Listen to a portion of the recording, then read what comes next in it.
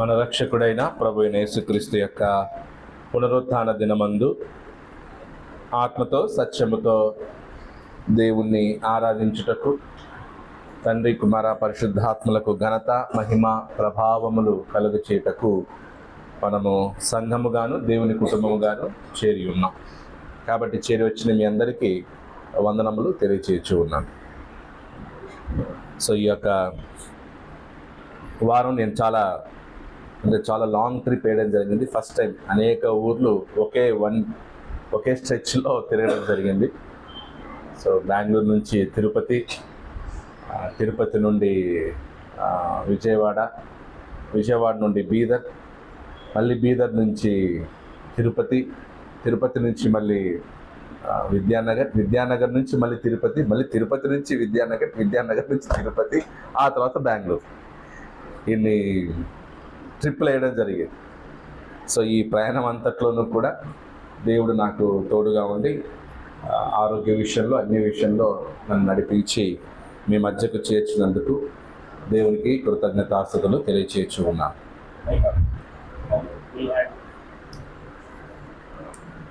Okay right. ఇవాళ మనం క్రిస్టాలజీకి సంబంధించినటువంటి పాయింట్స్ మనం ఇంకా ఆలోచిస్తున్నాం. ఇంకా క్రిస్టాలజీ సబ్జెక్ట్ ఇంకా కొన్ని రోజులు ఉంటుంది. అనేక విషయాలు మనం క్రిస్టాలజీ గురించి, క్రీస్తుని గురించి తెలుసుకుంటూ ఉన్నాం. కాబట్టి పాత నిబంధనలో కూడా క్రీస్తు యొక్క ప్రత్యక్షతలు మనం చూస్తూ ఉన్నాం. అందులో అనేక భాగాలు చూసాం. మరి ఇవాళ ఇంకొక విషయాన్ని మనం గమనించుదాం.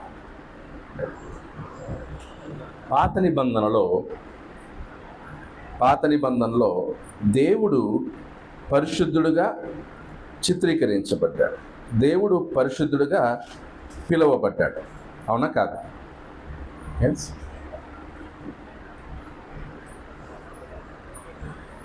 పోయినసారి మనం యెషయా గ్రంథంలో ఉన్నటువంటి 45వ అధ్యాయం 21 నుంచి 23 వచనాల్ని యేసుక్రీస్తుకి కంపేర్ చేసి చూసాం కదా. గుర్తుంది కదా? 45వ అధ్యాయం 45th చాప్టర్ని మనం యేసుక్రీస్తు యెహోవాకి ఏం చెప్పబడింది అక్కడ, అవన్నీ కూడా ఎవరికి మ్యాచింగ్ అవుతున్నాయి? యేసుక్రీస్తుకు మ్యాచ్ అవుతుంది. అలాగే పాత నిబంధనలో ఇంకొక విషయం అయినటువంటిది ముఖ్యమైనది ఏంటంటే,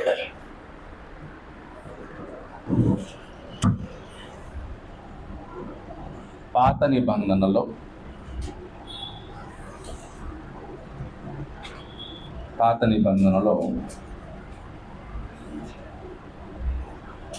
యెహోవా ఎవరని చెప్పబడిందనమాట? పరిశుద్ధుడు, హోలీ వన్. పరిశుద్ధుడు, హోలీ వన్ అని చెప్పడం జరిగింది కదా. ఇక్కడ చాలా చోట్ల చెప్పబడింది. మోషేతో కూడా మాట్లాడేటప్పుడు నేను పరిశుద్ధుడనై ఉన్నాను, మీరును పరిశుద్ధులై ఉండుడి. అలా చాలా చోట్ల యెహోవా పరిశుద్ధుడు, హోలీ వన్ అని చెప్పడం జరిగింది. యెషయా గ్రంథం 45వ అధ్యాయం 11వ వచనం కూడా చూసినట్లయితే ఐజయా 45:11.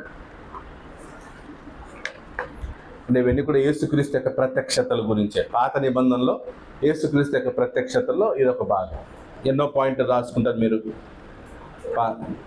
2 మెయిన్లో కదా యేసుక్రీస్తు యొక్క ప్రత్యక్షతలు. సెకండ్ మెయిన్లో ఎన్నోది ఇది?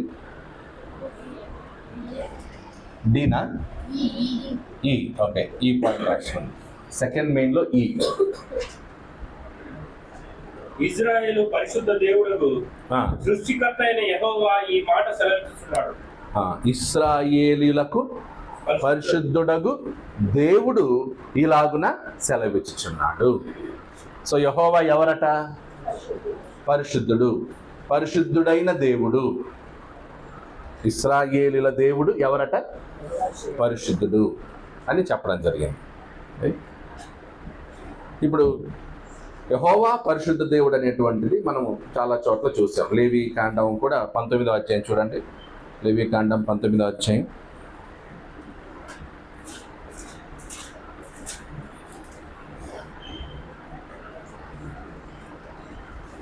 ఇది ఫ్యాన్స్ కొంచెం స్పీడ్గా ఉన్నట్టు, కొంచెం ఒక పాయింట్ తగ్గించండి ఫ్యాన్. మరియు యెహోవా మోషేకి ఇలాగ సెలవిచ్చెను, ఇశ్రాయేళ్ల సర్వ సమాజంతో ఇట్లు చెప్పుము, మీరు పరిశుద్ధులై ఉండవలెను. మీ దేవుడైన యెహోవానగు నేనే పరిశుద్ధుడై ఉన్నాను. మీ దేవుడైన యెహోవానగు నేనే ఏమై ఉన్నాను? పరిశుద్ధుడనై ఉన్నాను. సో యెహోవా ఏమంటున్నాడు? నేనే ఎవరిని? పరిశుద్ధుడను. సో యెహోవా అంటున్నాడు నేను పరిశుద్ధుడను. సో యెహోవా ఎవరట? పరిశుద్ధుడు.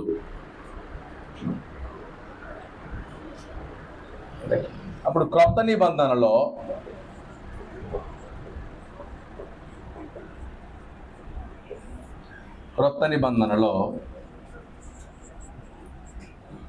యేసుక్రీస్తు ఎవరు? యేసుక్రీస్తు పరిశుద్ధుడా కాదా? ఎక్కడుంది వచనం? యేసుక్రీస్తు పరిశుద్ధుడని చెప్పబడినటువంటి వచనాలు అపోస్తలుల కార్యములు 2వ అధ్యాయం 27వ వచనం.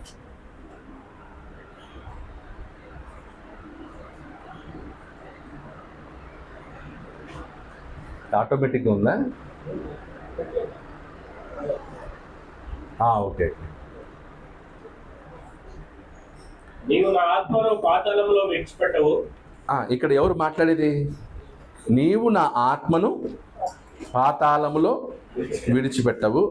నీ పరిశుద్ధుని కుళ్ళు పట్టనీయవు. అంటే ఎవరు? అంటే తండ్రి అయిన దేవుడు తన కుమారుడైన క్రీస్తును ఏం చేయడట? కుళ్ళు పట్టనీయవు. అంటే మృతుల్లో నుంచి లేపుతావు. కాబట్టి అక్కడ క్రీస్తు తన గురించి చెప్తే ఉన్నాడు నీ పరిశుద్ధుని అన్నాడు. సో యేసుక్రీస్తు ఎవరు? పరిశుద్ధుడు. యేసుక్రీస్తు కూడా ఎవరు? పరిశుద్ధుడు. అలాగే అపోస్తుల కార్యములు 3:14. అపోస్తుల కార్యములు 3వ అధ్యాయం 3.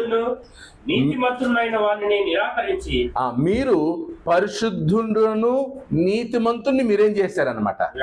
నిరాకరించారు. సో వాళ్ళు నిరాకరించింది ఎవరిని? యేసుక్రీస్తు నిరాకరించాడు. యేసుక్రీస్తు ఎవరట? పరిశుద్ధుడు. యేసుక్రీస్తు పరిశుద్ధుడు. అలాగే అపోస్తుల కార్యములు 13:35, యాక్ట్స్ 13:35.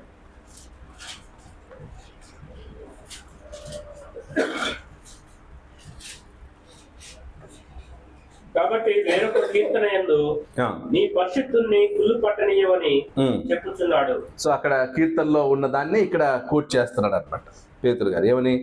నీ పరిశుద్ధుని కుళ్ళు పట్టని. సేమ్ అపోస్తుల కార్యం 2వ అధ్యాయంలో చెప్పబడింది, 13:35లో చెప్పబడింది. కీర్తనలో ప్రవచనం అన్నమాట. ఏమని? నీ పరిశుద్ధుని కుళ్ళు పట్ట నీయం. సో యేసుక్రీస్తు పరిశుద్ధుడనే విషయాన్ని కీర్తనలోనే చెప్పబడింది. కీర్తనలో కూడా యేసుక్రీస్తు ఎవరన్నమాట? పరిశుద్ధుడని ప్రవచనం చెప్పబడింది. అలాగే మార్కు 1:24, మార్కు 1:24.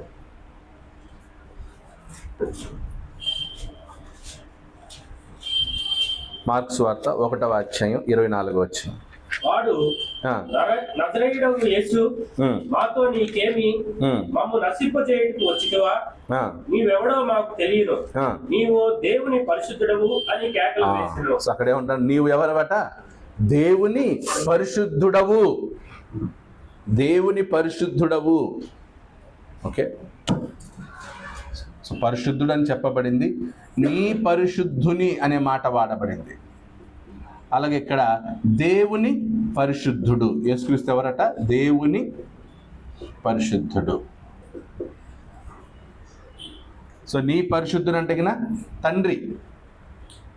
నీ పరిశుద్ధుడు తండ్రి యొక్క పరిశుద్ధుడు ఎవరు? యేసుక్రీస్తు. దేవుని పరిశుద్ధుడవు. యేసుక్రీస్తు ఎవరట? దేవుని పరిశుద్ధుడు.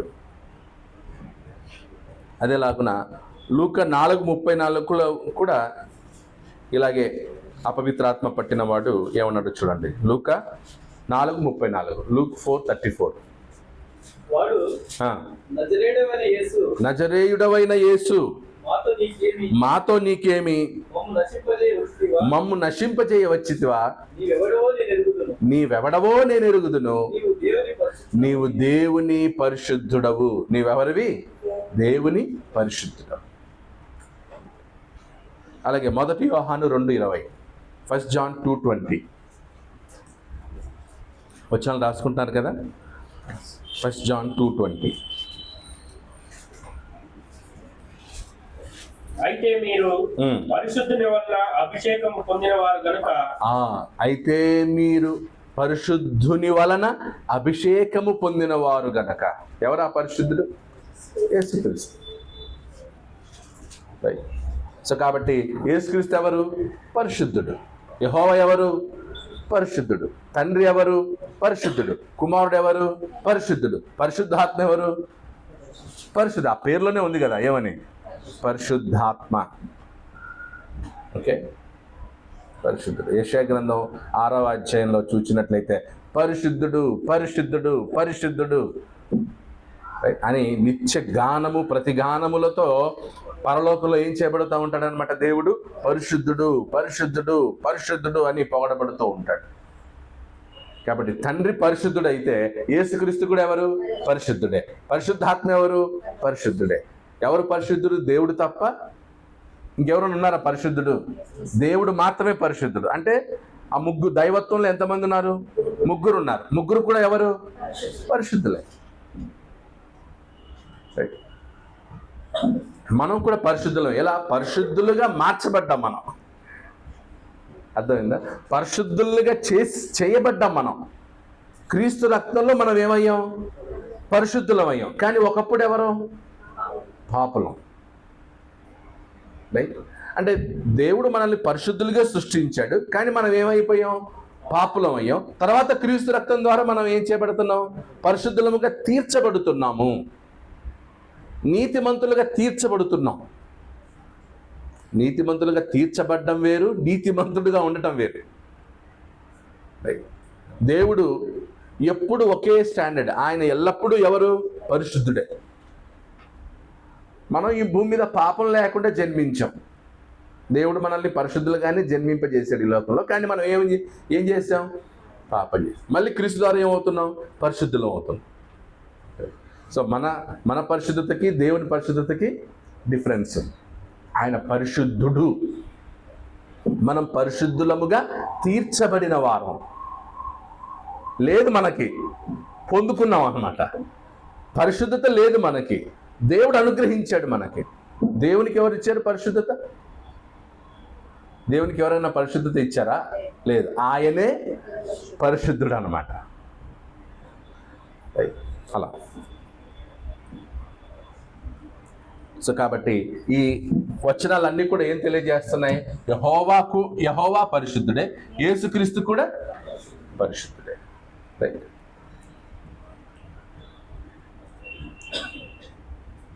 ఇంకొక విషయాన్ని గమనించుతాం.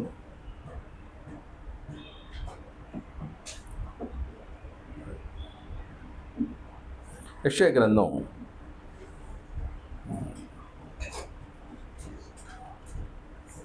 లేదు, అంతకంటే ముందుగా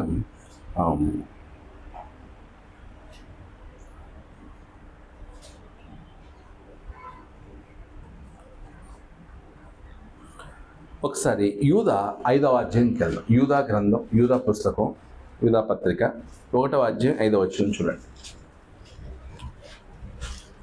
సో ఇక్కడ ఎఫ్ పాయింట్ రాసుకోండి.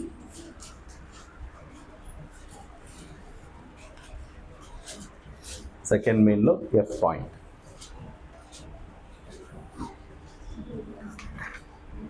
యూదా ఈ సంగతులన్నీ మీరు ముందుటనే ఎరిగి ఉన్నను. నేను మీకు జ్ఞాపకం చేయకూరుచున్నదేమనగా, ప్రభువు ఐగుప్తుల నుండి ప్రజలను రక్షించినను వారిలో నమ్మకపోయిన వారిని తరువాత నాశనం చేసిన. ఓకే, జాగ్రత్తగా గమనించండి. ఈ సంగతులన్నీ మీరు ముందటనే ఎరిగి ఉన్నను, నేను మీకు జ్ఞాపకం చేయగోరుచున్నదేమనగా, ప్రభువు ఐగుప్తులో నుండి ప్రజలను రక్షించినను వారిలో నమ్మకపోయిన వారిని తరువాత నాశనము చేశారు. ఎవరు నాశనం చేశారు? ప్రభు అని తెలుగులో ఉంది. ఇంగ్లీష్ బైబిల్లో ఏముంది? జూడ్ 5లో 1:5లో ఇంగ్లీష్ బైబిల్ జీసస్ అని ఉంది. అర్థమైందా? ఐగుప్తులో నుండి రప్పించిన వాడు ఎవరు? ఐగుప్తు నుండి ఇశ్రాయేలీలను రప్పించింది ఎవరు?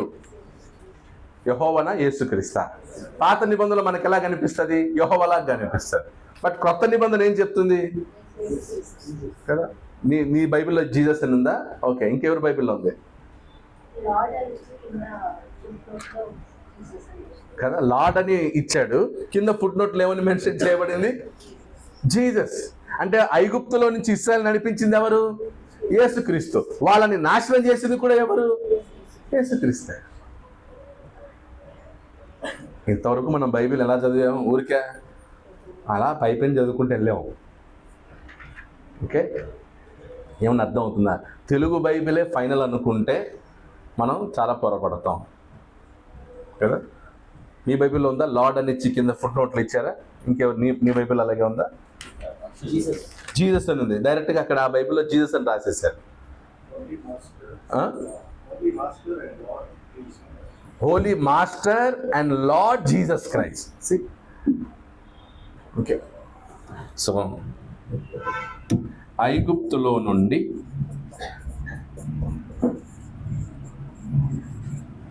ఇశ్రాయేలీలను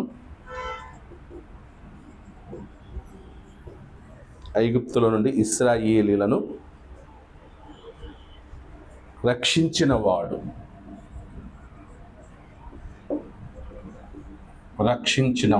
ఎవరట? ప్రభువు. అంటే ఎవరు? యేసుక్రీస్తు.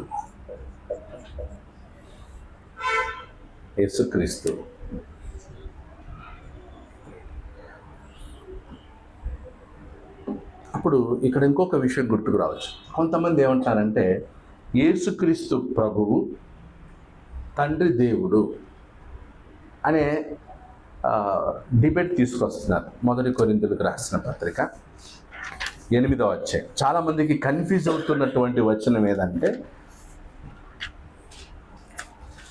1 కొరింథీ 8వ అధ్యాయం 6వ వచనం చూడండి. ఆకాశమందైనను భూమి అందైనను దేవతలనబడినను మనకు ఒక్కడే దేవుడు ఉన్నాడు. ఆయన తండ్రి.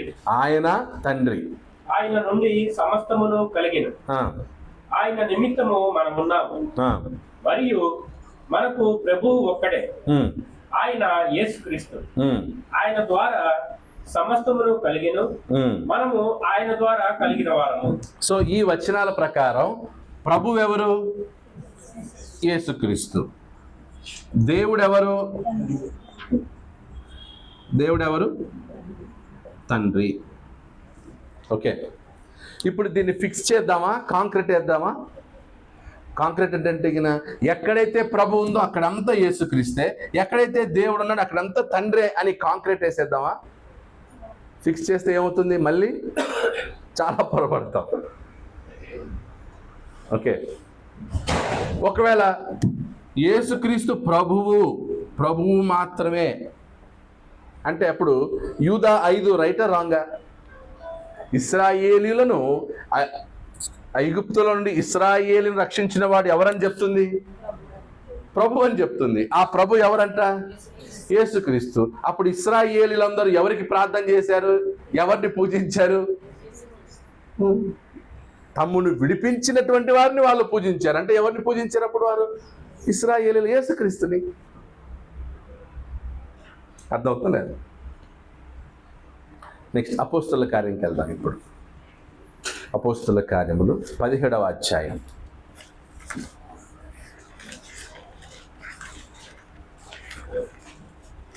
అపోస్తుల కార్యములు 17వ అధ్యాయము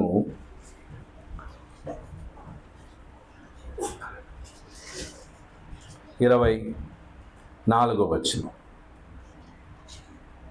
22 నుంచి చదువుదాం.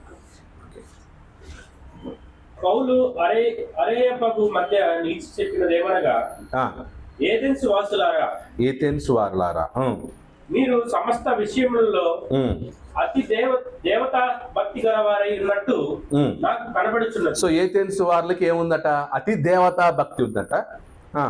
నేను సంచరించుచు మీ దేవతా ప్రతిమలను చూచుచుండగా ఒక బలిపీఠము నాకు కనబడను, దాని మీద తెలియబడని దేవునికి అని వ్రాయబడి ఉన్నది. దాని మీద ఏం రాయబడిందంట? తెలియబడని దేవుడు అని ఆ బలిపీఠం మీద రాయబడి ఉన్నది. కాబట్టి మీరు తెలియక దేని యందు భక్తి కలిగి ఉన్నారో దానినే నేను మీకు ప్రచురపరుచుచున్నాను. అంటే మీకు చాలా దేవతలు తెలుసు, చాలా దేవతలకి మీరు బలిపీఠం కట్టుకుంటారు, కానీ ఒక దేవుని గురించి మీకు తెలియదు. ఆ దేవుని గురించి నేను మీకు చెప్పబోతున్నాను అన్నాడు. జగత్తును, నేను చెప్పబోయే దేవుడు ఎవరు? జగత్తును, అందలి సమస్తమును నిర్మించిన దేవుడు తానే ఆకాశమునకును భూమికిని ప్రభువైయున్నందున హస్తకృతములైన ఆలయములలో నివసింపడు. ఇప్పుడు ఇక్కడ చెప్పబడిన వాళ్ళు ఎవరు? తండ్రి, కుమారుడా? ఒకవేళ ఇక్కడ తండ్రి అనుకుందాం అనుకోండి, తండ్రిని ఏమంటాడు? ఇక్కడ ప్రభు అంటున్నాడు. తండ్రి ప్రభు ఎలా అవుతాడు? తండ్రి ఎవరని ఫిక్స్ చేశారు? మరి ప్రభు అంటే ఎవరు అవ్వాలి? జగత్తును అందలి సమస్తమును సృజించిన దేవుడు తానే ఆకాశమునకును భూమికిని ఏమై ఉన్నాడంట?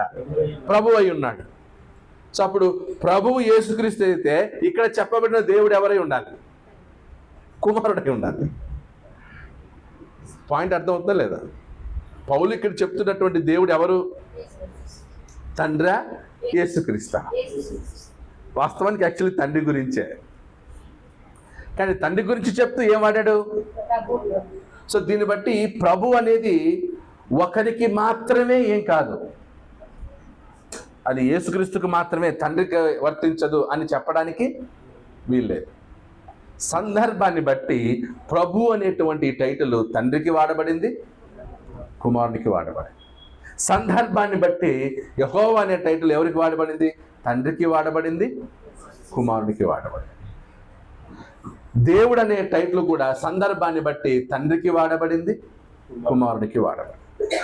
అర్థమవుతలేదు? సో ఇక్కడ అన్యులకు ఎంతమంది ఉంటారు? దేవతలు చాలా మంది ఉంటారు. కాబట్టి వాళ్ళకి ఏం చెప్పాలి? దేవుడు ఒక్కడే అనే విషయం చెప్పాలి. కాబట్టి అక్కడ ఏమంటున్నాడు? కొరింథీ పత్రికలో ఒక్కడే దేవుడు. అందుకే మీరు చూడండి, 1 కొరింథీ 8వ అధ్యాయం స్టార్టింగ్ కాంటెక్స్ట్ ఏంటి, సందర్భం ఏంటి అక్కడ ఉంటుంది. విగ్రహములకు బలి అర్పించిన వాటి విషయం చూడండి. 1 కొరింథీ 8వ అధ్యాయం విగ్రహములకు బలిగా అర్పించిన వాటి.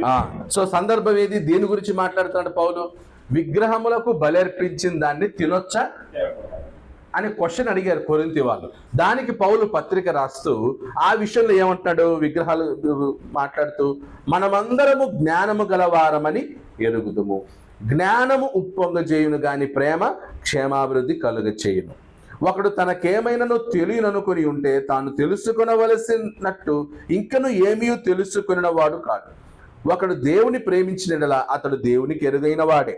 కాబట్టి విగ్రహములకు బలిగా అర్పించిన వాటిని తినుట విషయము. సో సందర్భం విగ్రహాలకి బలి అర్పించిన వాటిని తినుట విషయం గురించి మాట్లాడుతూ ఏమన్నాడు? లోకమందు విగ్రహము వట్టిదే, ఒక్కడే దేవుడు తప్ప వేరొక దేవుడు లేడనియు ఎరుగుదుము. సో మనం ముగ్గురిని కలిపి ఒక్క దేవుడు అంటున్నాం. వచ్చేసరికి క్రైస్తవులకు ఎంతమంది దేవుళ్ళు? ఒక్కడే దేవుడు, దేవుడు ఒక్కడే. ఆ ఒక్క దాంట్లో ఎంతమంది ఉన్నారనమాట? ముగ్గురు ఒక్కటే ఉన్నారు. ఇప్పుడు అన్యులు ఏమంటారు? ఎంతమంది ఉన్నారు? చాలామంది ఉన్నారు. క్రైస్తవులకి ఒక్కడే దేవుడు. సో ఒక్కడే అనగానే అందులో ముగ్గురు ఉంటారు. ఒక్కడే దేవుడు అనగానే ముగ్గురు. దేవుడు అనేటువంటి ఆ టైటిల్ ఎవరికి వర్తిస్తుంది? తండ్రికి వర్తిస్తుంది, కుమారునికి వర్తిస్తుంది, పరిశుద్ధాత్మకు వర్తిస్తుంది. సో దేవుడు అనేది ఏం కాదనమాట, అది పేరు కాదు. దేవుడు అనేటువంటిది ఏంటంటే స్వభావము. దేవుడు అనేది ఏంటనమాట? స్వభావం. మనం ఏ స్వభావం? మనుష్య స్వభావం అంది. తండ్రిది దేవుని స్వభావం. యేసుక్రీస్తుది దేవుని స్వభావం. పరిశుద్ధాత్మ దేవుని స్వభావం. సో దేవుడు అనేటువంటిది ఏంటంటే కన్నా అది టైటిల్ కాదు, అది పేరు కాదు, అదేంటంటే కన్నా స్వభావాన్ని సూచిస్తుంది.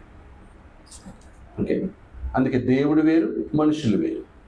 మనుష్య స్వభావం వేరు, దేవుని స్వభావం, నేచర్. ఓకే, అలాగే కుక్క స్వభావం వేరు కదా, కుక్క స్వభావం వేరు. ఆ తర్వాత పులి స్వభావం వేరు. అదే స్వభావం అది వేరు, అందుకే దాన్ని పులి అన్నారు, అందుకే దాన్ని క్రూర మృగము అన్నారు. సాధు జంతువులు, క్రూర జంతువులు అన్నారు, ఎందుకంటే దాని స్వభావం వేరు. అన్ని జంతువులే కానీ స్వభావం. సో అలాగే మనం కూడా ఆత్మస్వరూపమే, కానీ మనది మనుష్య స్వభావం. దేవుడు ఆత్మ, ఆయనేమో దేవుని స్వభావం కలిగిన. సో ఈ అండర్స్టాండింగ్ రావాలి, అంతే తప్ప కాంక్రిటైజ్ చేసి ఇక్కడ వచ్చిన 1 కొరింథీ 8:6 దేవుడు ఒక్కడే, ఆయన తండ్రి అని చెప్పబడింది కాబట్టి తండ్రి మాత్రమే దేవుడు, యేసుక్రీస్తు దేవుడు కాదని ఏం చేయకూడదు, కాంక్రీట్ వేయకూడదు. ఒకవేళ ఇక్కడ ప్రభువు అని ఫిక్స్ చేసాం అనుకోండి, ఓకే, వాళ్ళు చెప్పినట్టు ప్రభువు ఎవరు, యేసుక్రీస్తు ఫిక్స్ చేసాం. మరి అపోస్తుల కార్యములు 17వ అధ్యాయం ప్రకారం ప్రభువు ఎవరు, క్రీస్తు అయితే ఆ క్రీస్తుని అక్కడ పౌలు గారు ఏం చూపిస్తున్నాడు, దేవుడు అని చెప్తున్నాడు.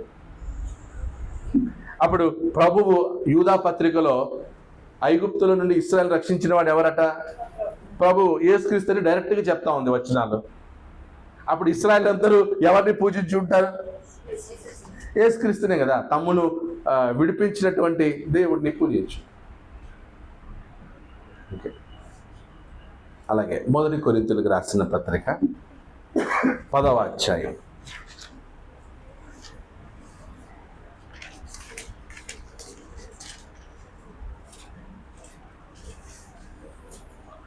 1 కొరింథీ 10వ అధ్యాయం 1 నుండి చదువును.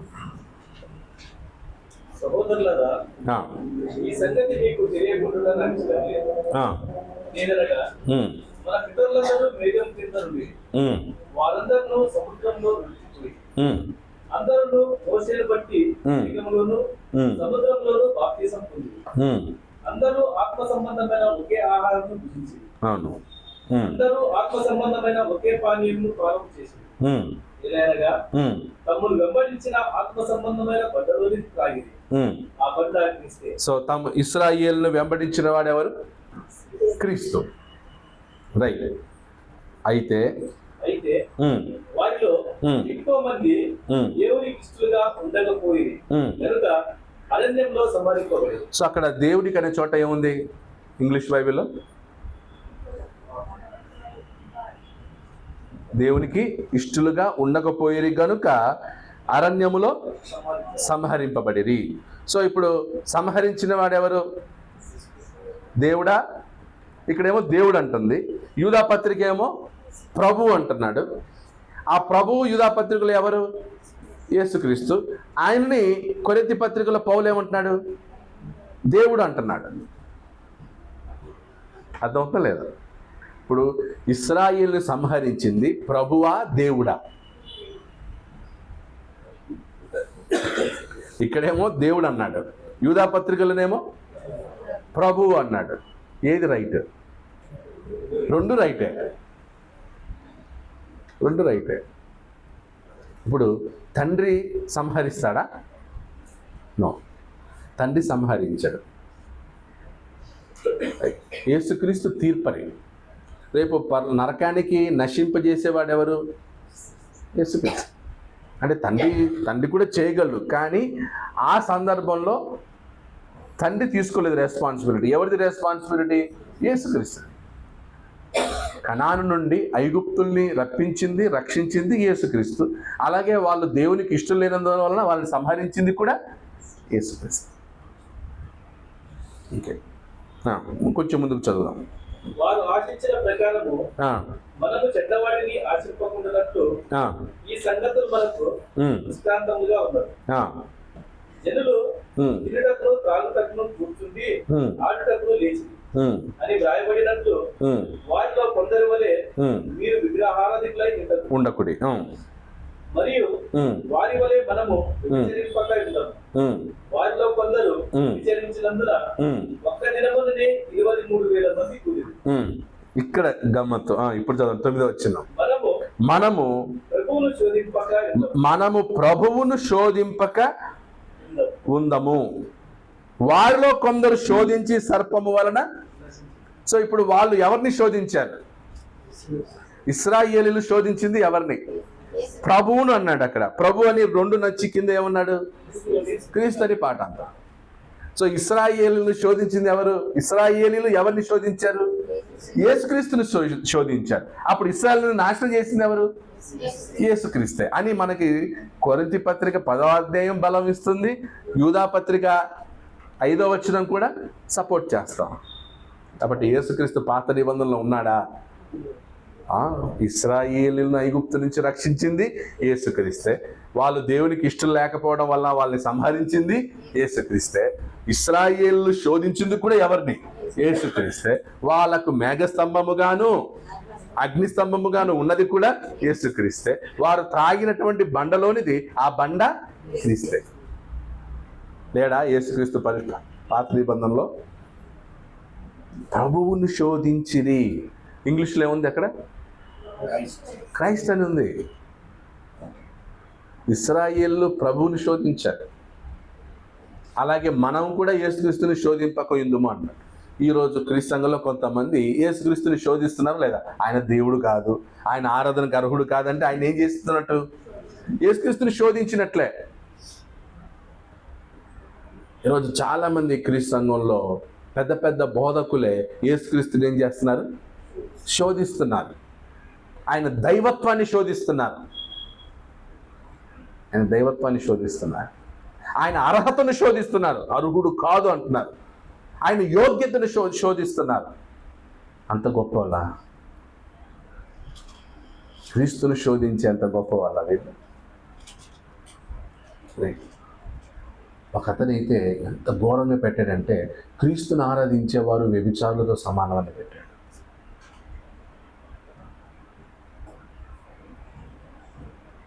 క్రీస్తుని ఆరాధించేవారు వ్యభిచారులని పెట్టాడు. అంటే విగ్రహమును ఆరాధిస్తే అది వ్యభిచారంతో సమానం. యేసుక్రీస్తు విగ్రహమా? యేసుక్రీస్తు ఎవరు? ఉన్నవాడా లేనివాడా? లేని దేవుణ్ణి పూజిస్తే ఏంటన్నమాట? అది వ్యభిచారం. ఎందుకంటే విగ్రహం వట్టిది. సో అది విగ్రహారాధికులకి చెప్పబడింది. అది యూదులు ఎప్పుడైతే విగ్రహారాధన చేస్తారో అప్పుడు వాళ్ళని విగ్రహారాధికులుగా చూపించి వారిని వ్యభిచారులని చెప్పడం జరిగింది. యెహోవా దేవుని విడిచిపెట్టి విగ్రహారాధన చేస్తారు. అది తీసుకొని కొంతమంది ఈరోజు ఎవరైతే యేసుక్రీస్తుని ఆరాధిస్తారో వాళ్ళు కూడా వ్యభిచారులే అని చెప్పాడు. ఎంత అజ్ఞానులు, ఎంత మూర్ఖత్వంతో నిండిపోయారు. వచనాలు ఇలా చదవక తెలియనప్పుడు ఏం చేయాలి? మౌనంగా ఉండు. నీకు తెలియలేదా? మౌనంగా ఉండు. లేదా చదువు. నేను దీని గురించి స్టడీ చేస్తాను.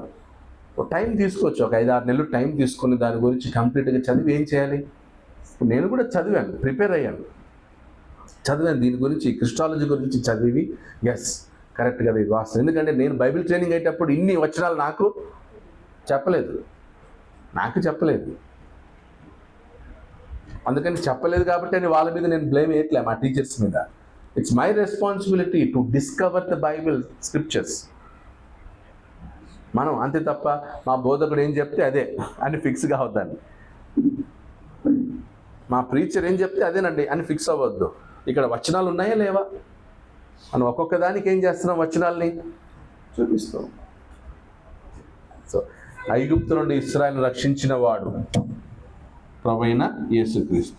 యూదా 5వ అధ్యాయం, యూదా 1:5 అని రాసి. అలాగే అరణ్యములో ఇశ్రాయేలీయులను ఏం చేశారన్నమాట? సంహరించిన వాడు ఎవరు? యేసుక్రీస్తు. సో యూదా 1:5 చెప్తుంది, రక్షించినవాడు ఆయనే, సంహరించినవాడు ఆయనే, యేసుక్రీస్తు. యూదా 1:5, 1 కొరింథీ 10వ అధ్యాయం ఎన్నో వచనం? 9. మనము ప్రభువును శోధింపకయుందము, వారిలో కొందరు శోధించి సర్పం నశించిరి. ఇదే కదా 9వ వచనం. 19.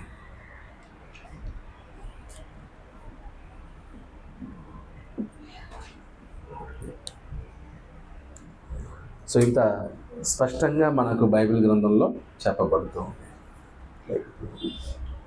సో 1 కొరింథీ 8వ అధ్యాయం 6వ వచనం మీకు క్లారిటీ వచ్చిందా? దేవుడు ఒక్కడే, అక్కడ తండ్రి అని చెప్పాడు. ప్రభువు ఒక్కడే, క్రీస్తు అన్నాడు. సో ప్రభు అనేది ఫిక్స్, అక్కడ ఫిక్స్గా తీసుకుందామా? నో.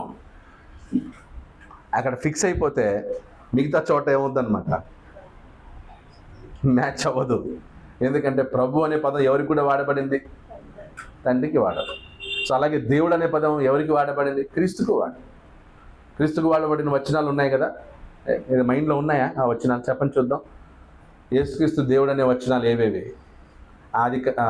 యోహాను 1:1 ఏంటి? ఆది యందు వాక్యం. గుర్తుపెట్టు, మైండ్లో రావాలి, మీకు మెమరైజ్ రావాలి. ఇది సపరేట్గా వచనాలు. యేసుక్రీస్తు దేవుడు అని డైరెక్ట్గా చెప్పే వచనాలు. 1 యోహాను 1:1 ఏముంది అక్కడ? ఆది యందు వాక్యం ఉండడు, వాక్యము దేవుని యొద్ద ఉండడు, వాక్యము దేవుడై ఉండడు. నెక్స్ట్ 2వ వచనం. 2వ వచనం ఎక్కడుంది?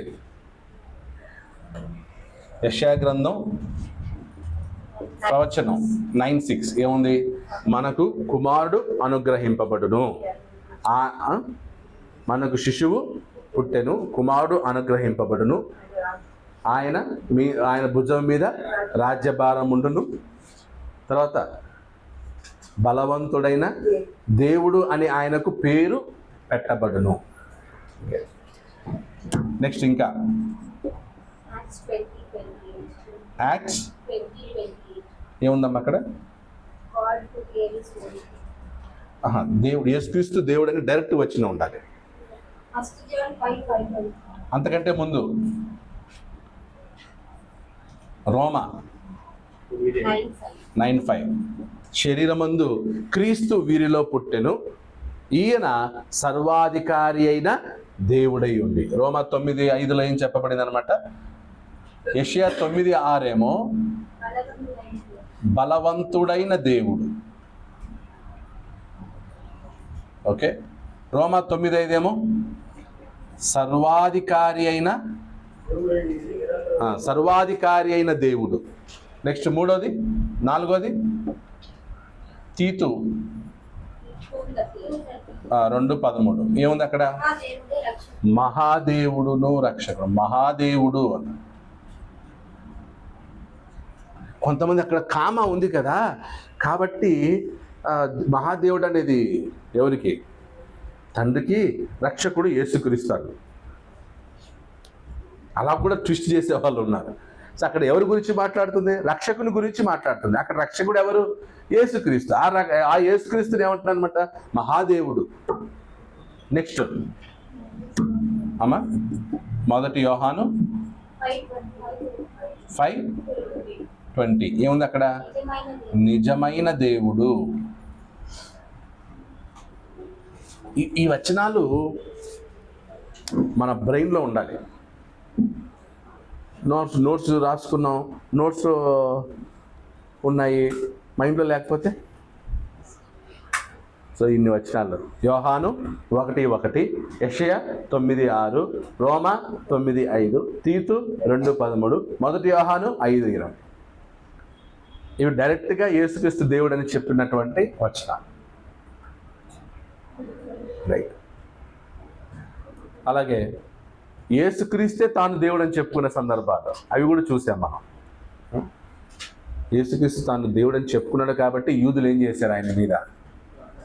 యూదులు ఎందుకు యేసుక్రీస్తుని చంపజొచ్చిరి? దానికి రీజన్స్ 2 ఉంటాయి. యూదులు యేసుక్రీస్తును చంపడానికి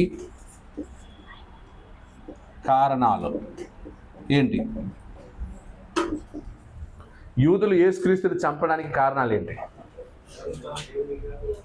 ఒకటి, యేసుక్రీస్తు తనను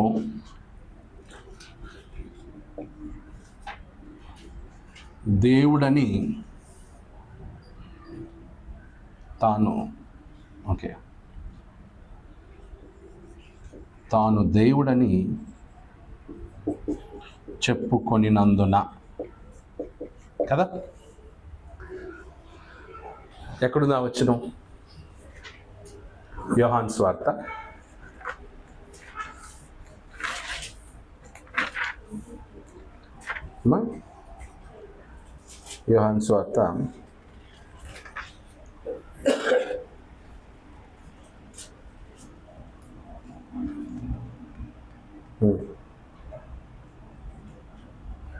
8వ వచనం. నువ్వు మనుషుడవై ఉండి దేవుడనని చెప్పుకొనుచున్నావు అన్నారు.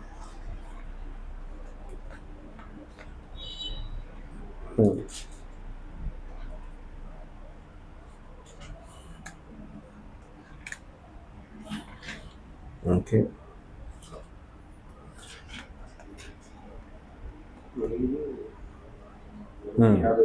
పదో అధ్యాయం యోహాను సువార్త 10వ అధ్యాయం 32 చదవండి. 5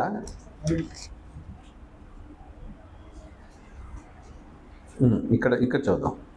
యోహాను 10:33 చదవండి. లేదు, అంతకుముందు యేసు తండ్రి యొద్ద నుండి అనేకమైన మంచి క్రియలను మీకు చూపితిని. తండ్రి యొద్ద నుండి అనేకమైన మంచి క్రియలను మీకు చూపితిని. వాటిలో ఏ క్రియ నిమిత్తము నన్ను రాళ్ళతో కొట్టుదునని వారిని అడిగాను. నేను మీకు చూపించిన క్రియలన్నీ ఏవి? మంచివే. మరి నన్ను రాళ్ళతో కొట్టడానికి అసలు కారణం ఏంటి? దానికి వాళ్ళ సమాధానం. అందుకు యూదులు 33, నీవు మనుష్యుడవై ఉండి దేవుడనని చెప్పుకొనుచున్నావు గనుక దేవదూషణ చేసినందుకే నిన్ను రాళ్ళతో కొట్టుదుము గాని మంచి క్రియ చేసినందుకు కాదని ఆయనతో చెప్పిరి. నువ్వు దేవుడని అనుకున్నావు, చెప్తున్నావు, అందుకే నేనేం చేస్తున్నాం మేము. మంచి పని ఓకే, పక్క నుంచు మంచి పని బాగానే చేసావు, కానీ నువ్వేం చెప్పుకుంటున్నావు? ఓకే, అందుకు యేసు ఏమంటాడు దానికి సమాధానం? నేను కాదన్నాడా? మీరు పొరపడుతున్నారు, నేను దేవుణ్ణి కాదు అని చెప్పాడా? ఏమన్నాడు చూడండి దానికి సమాధానం. అందుకు యేసు, మీరు దైవములని నేనంటిని. మీరెవరు? ఎలా? మీరు మీ ధర్మశాస్త్రములో వ్రాయబడి ఉండలేదా? లేఖనము నిరర్థకము కానేరదు కదా. దేవుని వాక్యము ఎవరికి వచ్చెనో వారే దైవములని చెప్పిన ఎడల నేను దేవుని కుమారుడని చెప్పినందుకు నీవు దేవదూషణ చేయుచున్నావని చెప్పుదురా? ఓకే, అంటే ఏంటి?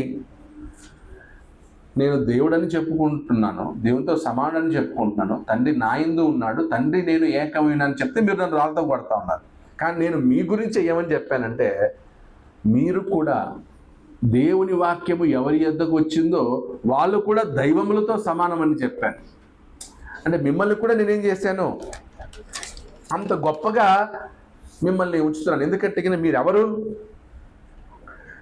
దేవుని ప్రజలు, దేవుని సొత్తైన ప్రజలు. దేవుడు తన సంకల్పం కొరకు మిమ్మల్ని సృజించాడు. దేవుని వారసులు మీరు.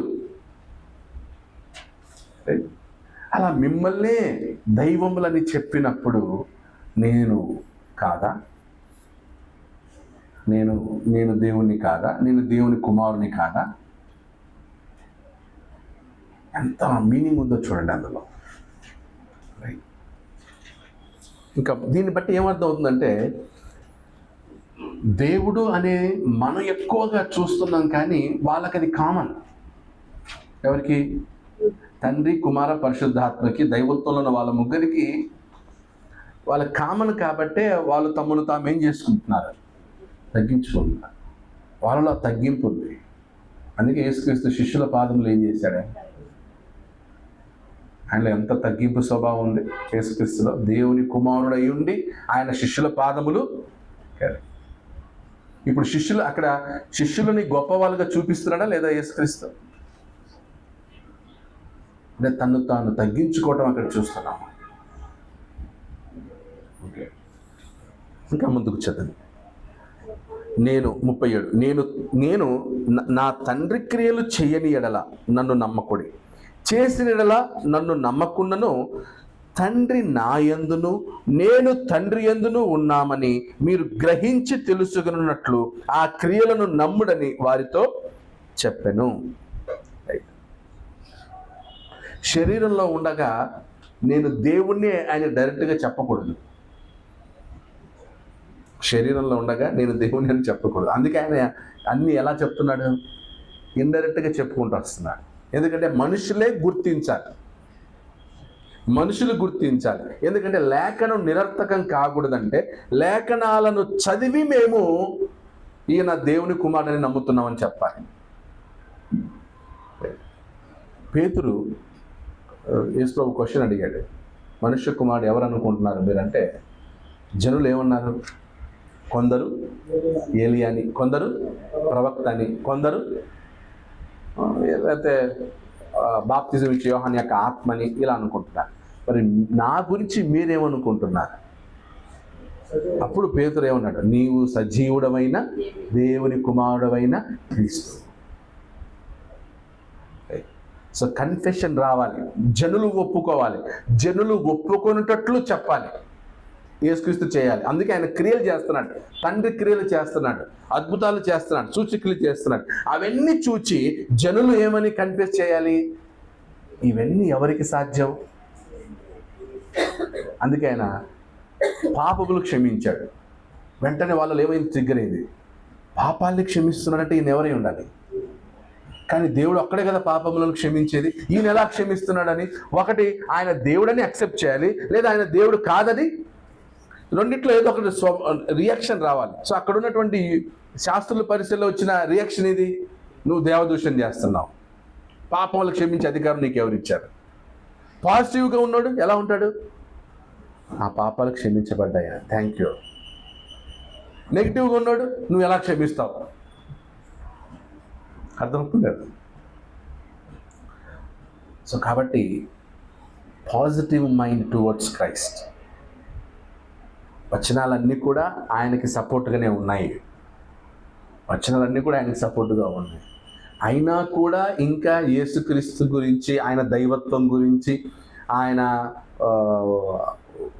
ఆరాధన అర్హత గురించి నెగిటివ్గా థింక్ చేసే వాళ్ళు ఉన్నారు, పాజిటివ్గా థింక్ చేసే వాళ్ళు ఉన్నారు. పాజిటివ్ థింక్ చేసే వాళ్ళు ఎక్కువ ఉన్నారు, నెగిటివ్గా థింక్ చేసే వాళ్ళు తక్కువ. వాళ్ళు ఎక్కడుంటే క్రీస్తు సంఘంలో బయలుదేరారు అన్నమాట. క్రీస్తు దైవత్వం గురించి పాజిటివ్ అండ్ నెగిటివ్ రెండు ఉంటాయి. ఈరోజు నెగిటివ్ వాళ్ళు బయలుదేరారు. అలాంటి వాళ్ళని మీరేం చేయాలి? గుర్తించి గమనించి వాళ్ళ దగ్గర నుంచి దూరంగా రావడం బెటర్. ఎందుకంటే అది ప్రభువును శోధించుటతో సమానమే. రేపు ఒకవేళ ప్రభువును శోధించడంలో అది భాగమైతే మనం కూడా ఏం చేయబడతాం? ఇశ్రాయేలీయులు ఎలాగైతే సంహరించబడ్డారో మనం కూడా సంహరించబడం.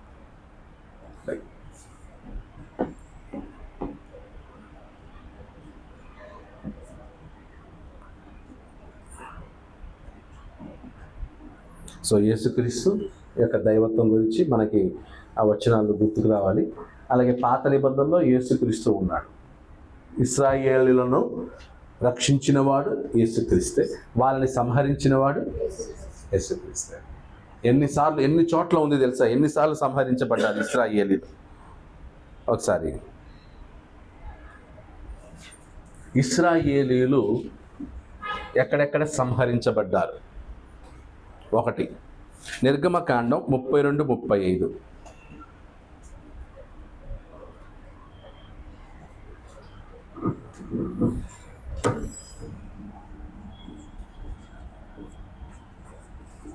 ఇశ్రాయేలీయులను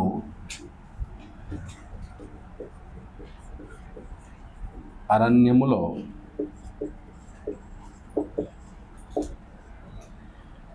సంహరించబడిరి. ఇశ్రాయేలీయులు అరణ్యంలో సంహరించబడిరి. ఓకే, ఎన్ని చోట్లని చూద్దాం. ఓకే, 1 నిర్గమకాండం 32-35. అహరోను కల్పించిన దూడను ప్రజలు చేయించినందున యెహోవా వారిని బాధపెట్టెను. యెహోవా వారిని బాధ పెట్టెను. ఓకే, అక్కడ ఎంతమంది చనిపోయారు ఆ సందర్భంలో? కింద కొంచెం కిందికి చదివితే కింద తెలుస్తుంది.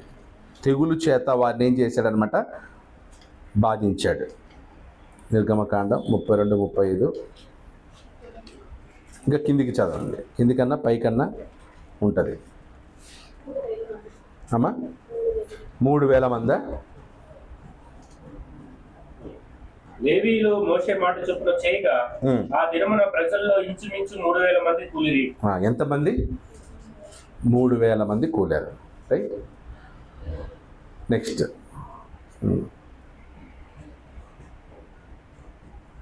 ఓకే, సంఖ్యాకాండం 3-4.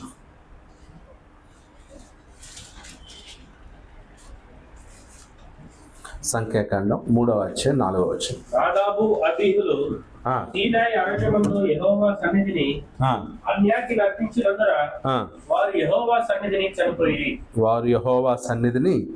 చనిపోయిరి. ఓకే, అలాగే నెక్స్ట్ సంఖ్యాకాండం 11:1-3. నాదాబు అబీహులు సంహరించబడ్డారు.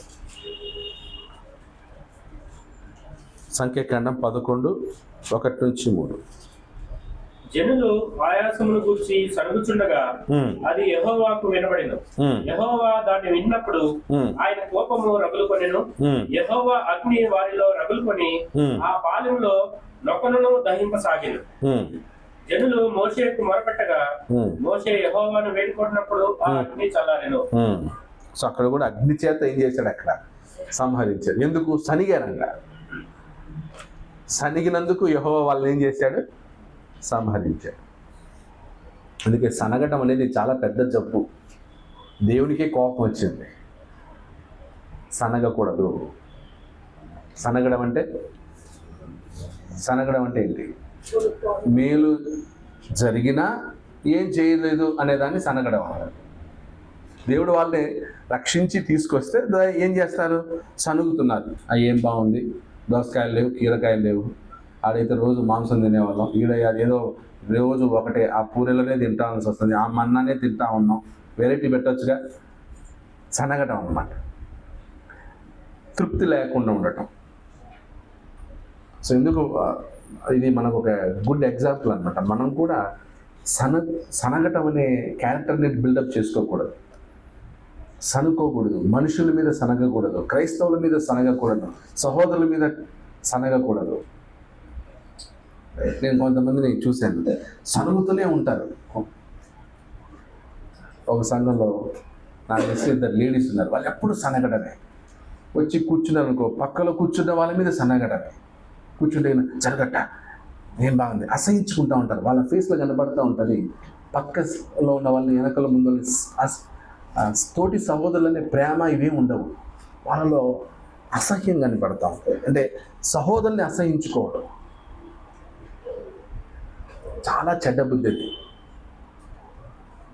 చాలా చెడ్డ బుద్ధి. చాలా కేర్ఫుల్గా ఉండాలి. ఒకరిని బాడీ షేమింగ్ చేయకూడదు, ఒకరిని ఎగతాళి చేయకూడదు. కొంతమంది వాళ్ళ బాడీ పరిస్థితులను బట్టి అలా ఉంటాయి. వాళ్ళని ఎగతాళి చేయటం, గేలి చేయటం, వాని జుట్టు చూడు ఎట్లా ఉందో, వాని పళ్ళు చూడు ఎట్లున్నాయో, వాని మొహం చూడు ఎట్లుందో. ఎంత నీచ బుద్ధి అది, గుర్తుపెట్టుకోండి. ఎవరిని బాడీ షేమింగ్ చేయొద్దు, ఎగతాళి చేయొద్దు. మెచ్యూరిటీ ఉండాలి. మన పిల్లల దగ్గర కూడా మనం ఇతరుల యొక్క వ్యంగ్యంగా ఇతరులను ఏం చేయకూడదు అనమాట, మాట్లాడదు. ఆ వ్యంగ్యంగా మాట్లాడినప్పుడు మన పిల్లలు వాళ్ళని రెస్పెక్ట్ చేయరు. నాకు తెలిసిన ఒక అతను ఉన్నాడు, క్రిస్టియన్ అనేవాడు. ఓకే, ఆనందపురం చర్చిలోనే ఉన్నాడు ఒక అతను అందరినీ ఎగతాళి చేస్తాడు. అతని పిల్లలు అది చూశారు, వాళ్ళ పిల్లలు కూడా అలాగే చేస్తారు. వాళ్ళ పిల్లలకి పెళ్ళిళ్ళైనా పిల్లలు పుట్టారు, అయినా వాళ్ళ బుద్ధి మారలేదు. దానికి కారణం ఏంటంటే తండ్రి వేసిన చెడ్డ మాదిరి. వాళ్ళ ఇంట్లో అందరూ కూర్చుంటే ఇతరులు లోపాలు ఏమున్నాయో అవన్నీ వేసుకోవడం, జోకులుగా నవ్వటం. ఈవెన్ సువార్థికులు ఏదైనా మిస్టేక్ చేసినా కూడా దాన్ని తీసుకెళ్ళి జోకులుగా వేసుకొని నవ్వుకుంటారు. అంత భయంకరం. దాన్ని సనగటం అంటారు. అర్థమైంది కదా? 11 వచ్చి 31 నుండి 35. 30 ఇక్కడ కూడా తెగులుతో చంపబడి ఆ మాంసము వారి పండ్ల సందున ఉండగానే అవి నమలక మునిపే. ఎందుకు? తింటూనే ఏం చేస్తున్నారు? దేవుని తిడుతున్నారు. తింటూనే ఏం చేస్తారు? ఇదేం పెద్ద భాగ్యంలే. తింటున్నారు, నములుతూనే దేవుడు ఏం చేసినా, నా దేవుడు ఏం చేయలేదు. అలా వచ్చి అగ్ని వచ్చి ఏమైంది అనమాట వాళ్ళ మీద. తింటున్నాగానే చచ్చిపోయారు వాళ్ళు. ఓకే, భార్య కష్టపడి వండి చేసినప్పుడు ఏం చేయకూడదు అనమాట. తింటూనే వంకలు పెట్టడం, తింటూనే తిడుతుంటే నెత్తి మీద ఒకటి వేస్తుంది. మామూలుగా ఎంత కోపం వస్తుంది కదా. పాపం వాళ్ళు ఏదో కష్టపడి ఏదో చేస్తుంటారు, బై మిస్టేక్ ఏదో మిస్ అవుతారు. దాన్ని మనం క్రిటిసైజ్ చేసామనుకోండి, విమర్శించామనుకో, అది లేదు ఇది లేదు అన్నాం అనుకోండి, కోపం వస్తుంది కదా. దేవుడి కోపం రాదా? దేవుడు అంత కష్టపడి వాళ్ళని ఐగుప్తు నుంచి 10 అద్భుతాలు చేసి, ఇశ్రాయేలు 10 తెగుళ్ళు తెప్పించి, వాళ్ళని ఎర్ర సముద్రమును పాయలుగా చేసి, అంతమందిని నడిపించి తీసుకొచ్చి, మళ్ళీ వాళ్ళు రాగానే వాళ్ళని అగ్ని సంబంధంతో వాళ్ళని ఆపి, సైన్యాన్ని అందరూ ఎర్ర సముద్రం దాటేంత వరకు ఉండి, మళ్ళీ సముద్రాన్ని కలిపి, అంటే ఇంతగా అద్భుతాలు చేస్తూ దేవుడు వాళ్ళని తీసుకొస్తుంటే, దేవుణ్ణి మహిమపరచాల్సింది పోయి, ఘనపరచాల్సింది పోయి, వాళ్ళు ఏం చేస్తారు? సనువు. ఆడ ఎంత బానిసత్వం అనుభవించారు, ఎంత బానిసత్వాన్ని అనుభవించి దేవుడు ఇప్పుడు స్వతంత్రత ఇస్తే మాకు ఐగుప్తే బాగుందంటారు. అంటే ఐగుప్తులు దొరికే ఫుడ్ గురించి ఆలోచిస్తున్నారు తప్ప ఆ బానిసత్వం ఎంత భయంకరమైందో ఆలోచించారు. మనం కూడా ఇప్పుడు బెంగళూరులో ఉండి అన్ని ఫెసిలిటీస్ ఉన్నా కూడా మనకేం లేదన్నమాట, తృప్తి లేదు. అందుకే అప్పుడప్పుడు ఆంధ్రాకి మిమ్మల్ని ఒక రౌండ్ తిప్పితే ఈ ఎండాకాలంలో ఏసీ లేకపోతే ఉండలేము. ఆంధ్రాలో ఏసీ కార్ లేకపోయినా ఉండలేము, బయటికి రాలేము, తిరగలేము. రైట్? బెంగళూరు నుంచి ఆంధ్ర పోయిన పరిగెత్తుకుంటూ వచ్చేస్తున్నారు. అమ్మో, ఆ ఎండలకి ఉండలేము. నాకు అసలు ఉండే కావలేదు. ఎలాగో వెళ్ళిన ప్రతి చోట ఏసీ రూమ్ ఏర్పాటు చేస్తున్నారు, తర్వాత పికప్ డ్రాప్ ఏసీ కార్ కాబట్టి తెలియలేదు. మన ఒక చోట తిరుపతిలో ఈ అనంతపురం జిల్లా ప్రాంతంలో ఉన్న వాళ్ళందరూ కూడా ఒక చోటుకి వెళ్ళి అక్కడ గుడారాలు వేసుకొని వ్యాపారం చేసుకొని అక్కడ ఉంటారు. వాళ్ళకి వాక్యం చెప్పడానికి వెళ్ళాం. ఊహించండి, ఎన్ని గంటలకి వాక్యం? మధ్యాహ్నం 12:30కి. మధ్యాహ్నం 12:30కి వాళ్ళకి వాక్యం చెప్పాలి, చెట్టు కింద. అయితే ఎంత అద్భుతం అంటే, వడగాలి బయటంతా చెమట ఉంది, కానీ వాక్యం చెప్తున్నప్పుడు ఆ చెట్టు కింద ఉన్నప్పుడు నాకు మాత్రం చల్లగా ఉంది. అసలు గాలి వేస్తుంది, చల్లగా. ఆశ్చర్యం వేసింది నాకు. అదేంటి, చెమట అంత ఉండాలి కదా, లేదు అసలు. మళ్ళీ ఆ వాక్యం చెప్పాల బయటకు వచ్చేసరికి భయంకరంగా ఎండ, కారులో కూర్చోలేకపోయాం. నాకు కొన్ని సందర్భాలు దేవుడు తోడుగా ఉండి నడిపించాడు, ఎండ దెబ్బ నుంచి వడ దెబ్బ. సో దేవుని యొక్క మేలు, దేవుని యొక్క మంచి మన జీవితంలో ప్రతి అడుగున కనిపిస్తూ ఉంటుంది. కానీ మనం గుర్తించం దాన్ని. ఏం చేస్తాం? సనగడం మొదలెడతాం. అలా సనగటం ద్వారా ఇశ్రాయేలీయులు ఏమయ్యారు? కూలిపోయారు. నెక్స్ట్ 13:31 చూడండి. సంఖ్యాకాండం 13:31. అయితే అతనితో కూడా పోయిన ఆ మనుషులు, ఆ జనులు మనకంటే బలవంతులు, మనం వారి మీదికి పోజాలమని, మరియు వారు తాము సంచరించి చూసిన దేశమును గురించి ఇశ్రాయేలుతో చెడ్డ సమాచారం చెప్పి, మేము సంచరించి చూసిన దేశము తన నివాసులను భక్షించు దేశము, దానిలో మనకు కనబడిన జనులందరూ ఉన్నత దేహులు, అక్కడ నెఫీల సంబంధులైన అనాకు వంశము నెఫీలీలను చూచితిమి, మా దృష్టికి మేము మిడతల వలె ఉంటిమి, వారి దృష్టికి అట్లే ఉంటి మరి. అప్పుడు ఆ సర్వ సమాజం ఎలుగెత్తి కేకలు వేసిన, ప్రజలు ఆ రాత్రి ఎలుగెత్తి ఏడ్చిరి, మరియు ఇశ్రాయేల్ అందరూ మోషే అహరోనులపై సలుపుకొని ఏం చేశారంట? సనిగారంట. ఓకే, 14:36 నుంచి చూడండి.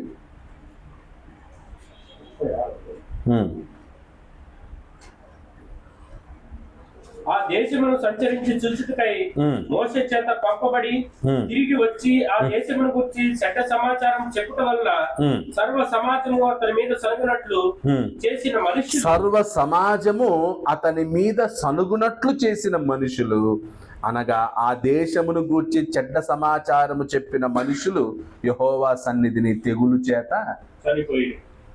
ఈ 10 మంది వెళ్ళొచ్చారు కదా, ఈ 10 మంది ఏం చేశారు? సర్వ సమాజాన్ని ఇన్ఫ్లుయెన్స్ చేశారు. ఏమని? అది మంచి, అది అయ్యో మనము ఆ దేశాన్ని స్వతంత్రించుకోలేము, ఆ దేశంలో ఉన్నత దేహులు, వాళ్ళ మీదకి మనం ఎక్కడ యుద్ధానికి పోతాం అనేసరికి అక్కడ సర్వ సమాజం ఈ 10 మంది చెప్పిన చెడ్డ సమాచారాన్ని నమ్మారు. 2 మాత్రమే మంచి రిపోర్ట్ ఇచ్చారు. ఎవరు? యెహోషువ, కాలేబు. మిగతా 10 మంది చెడ్డ సమాచారం. ఇప్పుడు సర్వ సమాజం మంచి సమాచారాన్ని నమ్మారా, చెడ్డ సమాచారం నమ్మారా? ఆ చెడ్డ సమాచారము చెప్పటం వలన సర్వ సమాజము మోషే మీద సనిగేటట్లు చేశారనమాట వాళ్ళు. దాంతో దేవుడు ఆ 10 మందిని తెగులు చేత ఏం చేశాడు? చంపేశాడు. అంటే ఇన్ఫ్లుయెన్స్, చెడ్డ సమాచారం చేత ఇతరులను ఇన్ఫ్లుయెన్స్ చేయడం అనేది చాలా డేంజర్. ఇప్పుడు నేను ఒక చెడ్డ సమాచారంతో ఒక 10 మందిని నేను ఇన్ఫ్లుయెన్స్ చేశాను, వాళ్ళు చనిపోరు. నేను చెప్పాను కదా, మెయిన్ సోర్స్ ఎక్కడైతే చెడ్డ సమాచారం మొదలైందో వాడు శిక్ష అనుభవిస్తాడు. సంఘంలో ఎవరైనా చెడ్డ సమాచారం కల్పించి సంఘంలో ఉన్న వాళ్ళని ఇన్ఫ్లుయెన్స్ చేద్దాం, చెడ్డ సమాచారాన్ని ప్రయత్నిస్తే మాత్రం దేవుడు అంతే. అర్థమైందా? అనేక చోట్ల జరుగుతూ ఉంటాయి. క్రియేట్ చేయటం అన్నమాట. చెడ్డ సమాచారం క్రియేట్ చేసేస్తే చాలా మోషే అహరోనుల మీద సర్వ సమాజము సనిగేటట్లు చేశారు. ఈ మోషే మనలందరినీ చంపడానికి తీసుకొచ్చాడు, సనిగాడు. సొంత అక్క కూడా, ఎవరు అక్క చెల్లెలా, అక్క కూడా సనిగింది. చివరికి ఆమెకి ఏమొచ్చింది?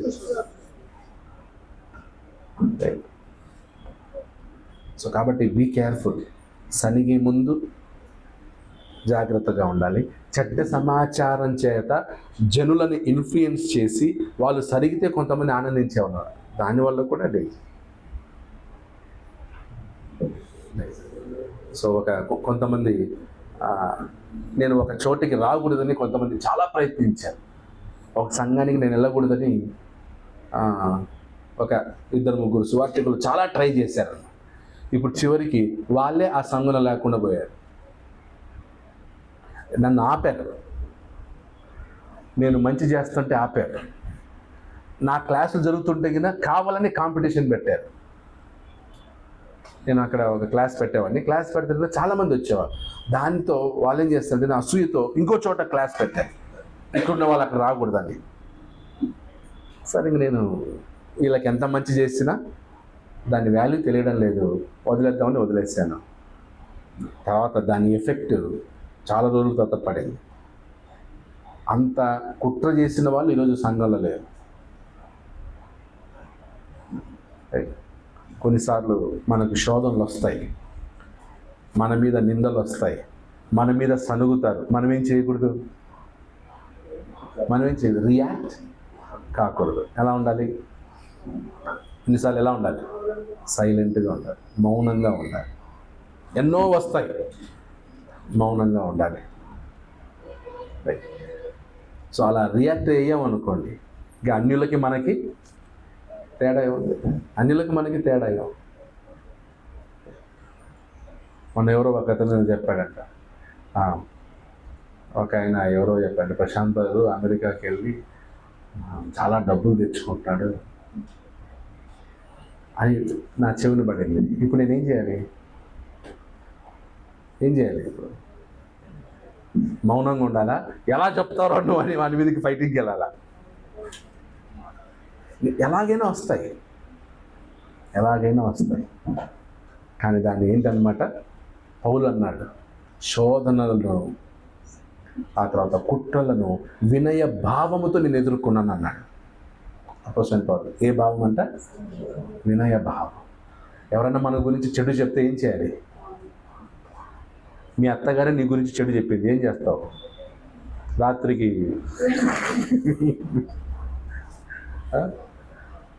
ఎవరు చెడు చెప్పినా వినయ భావముతో ఎదుర్కోవాలి. ఆ వచ్చిన చెప్పి ముగిస్తాను చూడండి. అంటే విని ఇంకా చాలా ఉన్నాయి. ఇలా అరణ్యంలో సంహరించబడ్డారు. సంహరించింది ఎవరు? వారిని యేసుక్రీస్తు. దానికి వచ్చిన ఆధారాలు మనకు ఉన్నాయి. మనకి మన లైఫ్లో కూడా ఎంతోమంది మన మీద సనుగుతారు. మనం సనుగొచ్చు, లేదా మన మీదన్నా రెండిట్లో ఏదో జరుగుతుంది. మీరు సనిగే వాళ్ళ, లేదా మీ మీద సనిగిన మౌనంగా ఉండేవాళ్ళ? అపోస్తలుల కార్యములు 20వ అధ్యాయం. నిన్న చదివేటప్పుడు ఆ వచనం నాకు చాలా బాగా నచ్చింది. 18 చదవండి. అపోస్తలుల కార్యం 20:18లో పెద్దలు వచ్చారు. ఎఫెసు నుంచి సంఘ పెద్దల్ని పిలిపించుకొని పౌలు మాట్లాడితే ఏమన్నాడు చూడండి. వారు తన ఎదురుకు వచ్చినప్పుడు వారితో ఇట్లా నేను ఆసియాలో పాలు పెట్టిన దినం నుండి ఎల్లకాలము మీ మధ్య ఎలాగ నడుచుకుంటున్నో మీరే ఎరుగుదు. యూదుల కుట్రల వలన నాకు శోధనలు సంభవించినను కన్నీళ్లు విడుచునను పూర్ణమైన వినయ భావముతో నేనేలాగున ప్రభువును సేవించుచుంటినో మీకే తెలిసి. యూదుల వలన పౌలు కన్నీళ్లు విడిచాడట, శోధనలు సంభవించాయంట, కుట్రలు చేశాడంట. అయినా పౌలు ఎలా ఉన్నాడు? వినయ భావం. సో మన మీద కూడా ఏమన్నా వేస్తే మనం ఏం చేయాలి? మాట్లాడలేదు. వినయ భావం ఉండాలి, వినయ భావం చూపించాలి. అది లేకుండా ఈగోకి వెళ్ళామనుకోండి, పగ ప్రతీకారంకి వెళ్ళామనుకోండి, సమాధానం ఉంటుందా? నిద్ర వస్తుంది అసలు. అయ్యో నన్ను అలా అనేసరే, అయ్యో నన్ను ఇలా అనేసరే అని నిద్ర రాదు. ఎవరన్నా ఏమన్నారనుకోండి, ఓకే బహుశా అది ఈ సమయంలో నాకు జ్ఞానం కలగజేయడానికో నాకు బుద్ధి కలగడానికి అలా అన్నారేమో. దావీదును ఒకడు ఏమన్నాడు? షిమినా ఎవరు? షిమి ఏమన్నాడు దావీదుని? బాగా దూషించాడు, దుమ్మెత్తి పోసాడు, రాళ్ళ తీసుకున్నాడు, రాళ్ళు ఎత్తి కొట్టాడు, భయంకరంగా తిట్టాడు. అప్పుడు పక్కలో యెహూ ఉంటాడు, సైన్యాధిపతి, రాజా, ఒక్క ఆజ్ఞి వాడిని తల తీసుకొచ్చి నీ ముందు పెడతా అంటాడు. అప్పుడు దావీదు ఏమన్నాడు? దేవుడే వానికి ఏమి ఇచ్చాడు? నన్ను దూషించుటకు అవకాశం ఇచ్చాడేమో, నాకు వాని వలన ఒక పాఠమేమో, కాబట్టి ఏం చేయొద్దు అని అక్కడి నుంచి దావీదు మౌనంగా వెళ్తాడు. దావీదు ఎవరి మీద కూడా ప్రతీకారం తీర్చుకోలేదు. సౌలు ఎన్నిసార్లు దావీదును చంపచొచ్చాడు, కానీ దావీదుకి సౌలు ఎన్నిసార్లు దొరికినా ఏం చేయలేదు, చంపలేదు. అది క్రిస్టియానిటీ, అది క్రైస్తవం. ఓకే, సనగటం అనేది క్రైస్తవ్యం కాదు. అజ్ఞాన కాలంలో కొన్ని వందల సంవత్సరాల క్రితం వాళ్ళు సనిగి సంహరించబడ్డారు. మనం ఇంత అడ్వాన్స్డ్ కాలంలో ఉన్నా, ఇంత బైబిల్ జ్ఞానం ఉన్నా, క్రొత్త నిబంధన వచ్చినప్పటికీ ఇంకా మనలో ఏ బుద్ధి పోవట్లేదు? సనిగే బుద్ధి పోవట్లేదు, చెడ్డ సమాచారం చెప్పే బుద్ధి పోవట్లేదు. ఎలాగైనా సరే అందరినీ చెడ్డ సమాచారంతో ఇన్ఫ్లుయెన్స్ చేయాలి అనే భావం పోవట్లేదు. అది చెడుకే కానీ మంచికి దారి తీయదు. దాని వలననే ఇశ్రాయేలు ఏమయ్యారు? సంహరించారు. ఆ ఇశ్రాయేలీలను సంహరించిన వాడు యేసుక్రీస్తు అని మొదటి కొరింథీ పత్రికలో చెప్పబడుతుంది, అలాగే యూదా పత్రికలో చెప్పబడుతుంది. సో యేసు ప్రత్యక్షతలు, పాత నిబంధనలో యేసుక్రీస్తు యొక్క ప్రత్యక్షతల గురించి మనం ఇలా చూస్తూ ఉన్నాం. అర్థమవుతుందా లేదండి? లేదు, వచనాలు ఆధారంగా ఉన్నాయా? ఇలాంటివి ఇంకా ఎన్ని ఉన్నాయో కదా. మేఘస్తంభం కింద గురించి చూచాం, అది చూసినప్పుడు ఇంకా మనకు ఆశ్చర్యం వేసింది. బండ గురించి ఆలోచించాం, క్రీస్తు బండ. ఇప్పుడు అరణ్యంలో ఇశ్రాయేలును సంహరించిన వాడు యేసుక్రీస్తు అని చూచాం. అలాగే యేసుక్రీస్తు ఎవరు? పరిశుద్ధుడు. యెహోవా పరిశుద్ధుడే, యేసుక్రీస్తు పరిశుద్ధుడు. వచ్చే వారం మనం నెక్స్ట్ పాయింట్ని ఆలోచిస్తాం. అందరికీ వందనాలు.